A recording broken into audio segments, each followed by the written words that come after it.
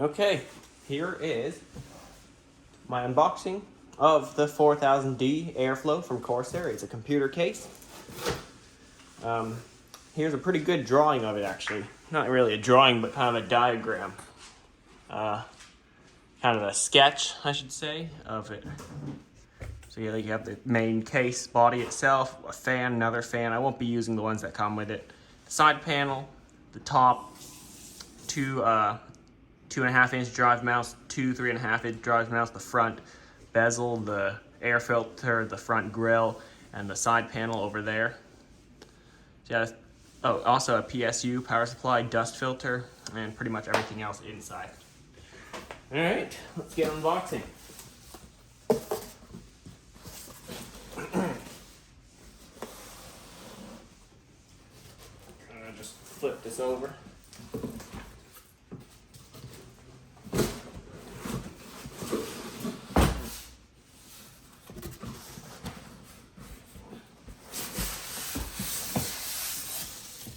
There it is.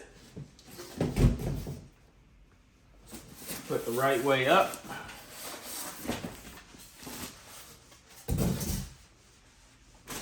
So it is of the size I was expecting it to be. And that's good because I am replacing a very large case that I have. The Corsair 680X. One of their largest ones ever. One of. Not the largest one, but one of. The 1000D, I can assure you, is currently their largest one. Time of filming. Unless they come up with something in the next couple weeks when this video is...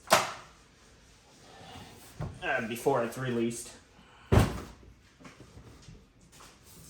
Right, so there is an air filter on top. I don't think we'll be using it because my radiator will be at the top, which means air needs to come out. And why filter the air coming back out of the PC? Doesn't make sense, right? There it is. Let's pop off the side panel and see what we get. Well, the two stock fans, these are just, well, stock case fans. Small cover here for the, if you want to put, what's it called, a radiator in the front. My radiator is going at the top. I don't really believe in sucking back in the hot air into the system, so I'll exhaust it out the top. This can fit up to 280 millimeter, but I'm going to put a 240 in here. You can have a vertical graphics card if you want.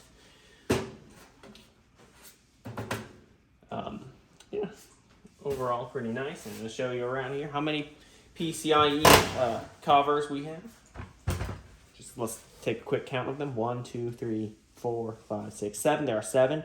9 if you count those, but I don't think you'd be able to use this if you're using this already. At least I've never heard of it.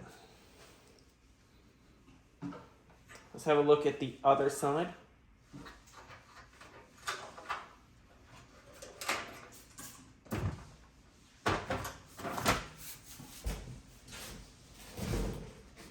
So, Corsair has like a 7000D.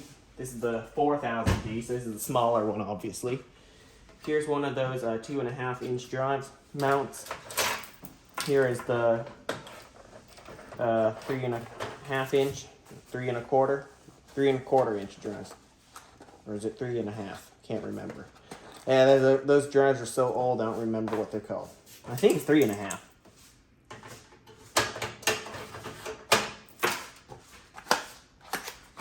Okay, so it comes with some accessories, some cable ties. How many? 1, 2, 3. Just 3. Only 3. And a bunch of screws, zip ties. I prefer the Velcro ones because you can remove them. The zip ties, you gotta cut them. Right, there's this little shroud here that covers the 24-pin cable, so you can easily stick it there. My 24-pin cable's quite thick, so I don't know how that's gonna work. I really don't know how that's going to work. I'll figure that out. Might have to remove the sleeving on that cable. But I hope it does fit. Anyway, how do I remove the front panel? Oh, right. That was easy. Almost forgot. So I bought the airflow version, which means the front is completely transparent, kind of like, it just has a ton of holes in it to let as much air as possible into the case. They do have a glass and solid front panel edition, but I don't get the point of those. Okay, we won't be using stock fans. I bought some Noctua NF F12 IPPC 3000 PWMs. That's a very long name. But those are their highest airflow 120 millimeter fans. They are incredibly loud as well, so I'll have to put up with that for better airflow. You know, you have to make compromises.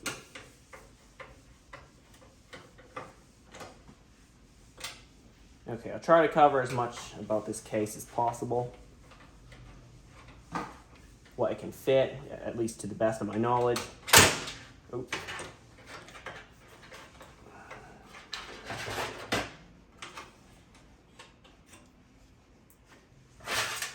Right, these stock fans actually can be quite useful, especially if you're doing like a DIY project or something, or if you're building another PC and you've run out of fans to kind of just use in that one time.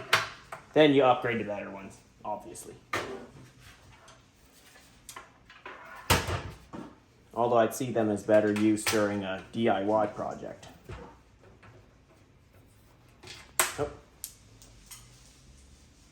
I dropped a screw. Where should I put these screws? Maybe on the dust filter for now. I'm pretty sure I'll be using them again.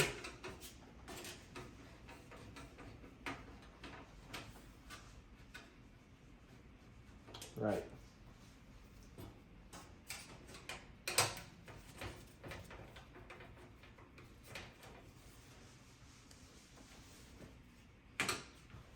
One thing I'm not too big a fan of on these, no pun intended, case fans, is that they're only 3-pin, so it's not PWM. That means the speed cannot be easily controlled. And not that they really go that fast, so not too much of a concern if you do choose to use them. They're good enough till you upgrade. However, with that out of the way, there's a piece of foam there for some reason, possibly for protection during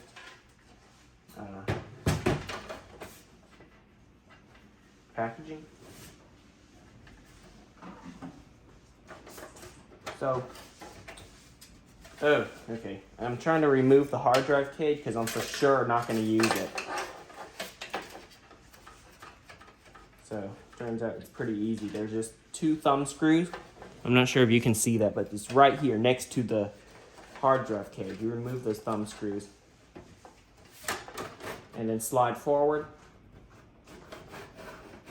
And it should slide out. But with that block of foam there, it'll be slightly more difficult. I'd actually push it to the side first. Yeah, I don't know why they put it there. It just makes it more complicated. But now with it out, the hard drive cage comes out very easily. Hopefully no residue was left behind by that foam. There it is. I'll need that space for cable management down here. A lot of holes on the bottom, possibly so you can thread zip ties through for cable management. It's very important. Anyway, let's see what cables we have coming out of the case. First of all, we have USB Type-C. This is a Type-C cable. At least I've only seen them on Type-C connectors. Front panel audio. reset switch, power switch, USB 3, and last and definitely not least, power LED. So you know your system is running, even if there's no RGB, and even if it's fanless. Okay, at the front is exactly what those cables were. Power button, right there. Not. Okay, it's kind of sunken in, so not sure if that's normal. Steel's okay.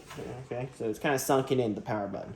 So I normally like it flush with the rest of the case, but whatever. USB 3.0, USB 3, 3.1, 3.2, I don't know. I think they all use the same connector. Correct me if I'm wrong. USB Type-C,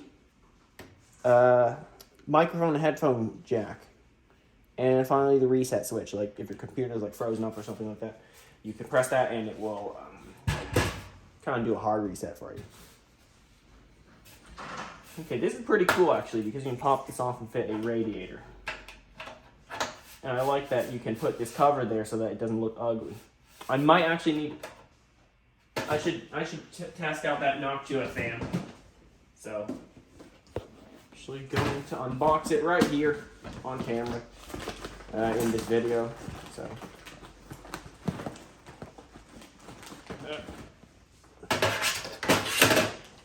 come on. Okay.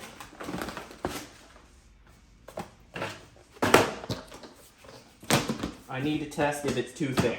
Will it fit in here without removing this cover? Actually, I can test here first. Yes, it does fit. Hopefully, the Noctua one isn't too thick. So here it is, the industrial PPC NFF12 3000. So 3000 RPM. It's incredibly loud, that's one thing.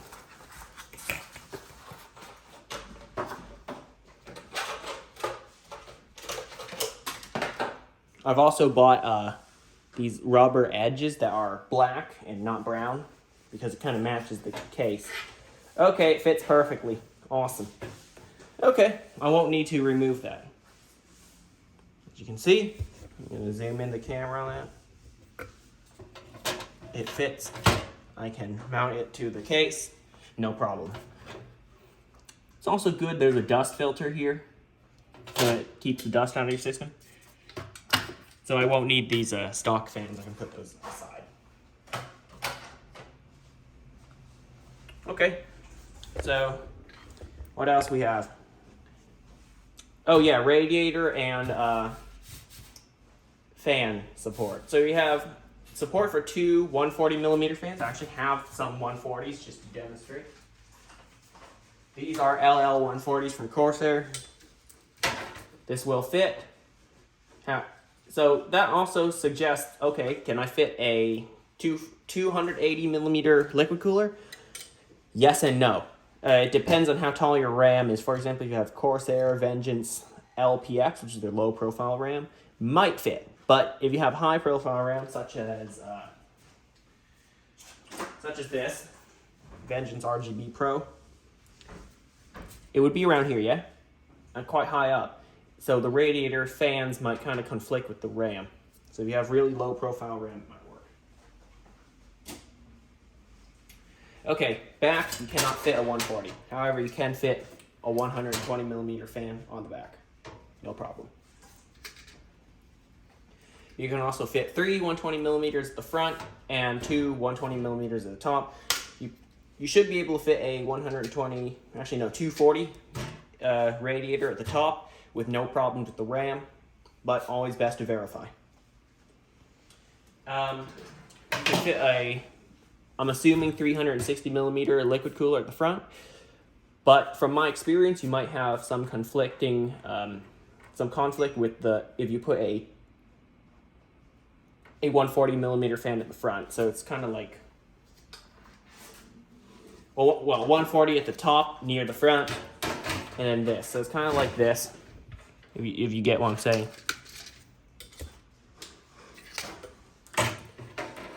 Like this. Sorry, the camera wasn't right. And then the cable, the tubes from the liquid cooler might interfere with the fan. But this case might be different. I haven't tested it out. I currently only own a 240mm radiator, so I cannot test that on camera. And you can fit a 120mm cooler, liquid cooler, at the back where the fan is. Again, the tube for liquid cooler might interfere at the top, so always best to verify the dimensions of your product. So, let me put back actually I'm not going to put it back together. I'm about to build something in here. I'm not doing it on YouTube. It's too important because, well, it is my personal computer that I will be using. So I kind of want to do a good job of that, not having to talk to a camera and stuff like that. So, I hope you found this unboxing and quick overview helpful. Again, thanks for watching. I'll see you next time. Like, comment, and subscribe.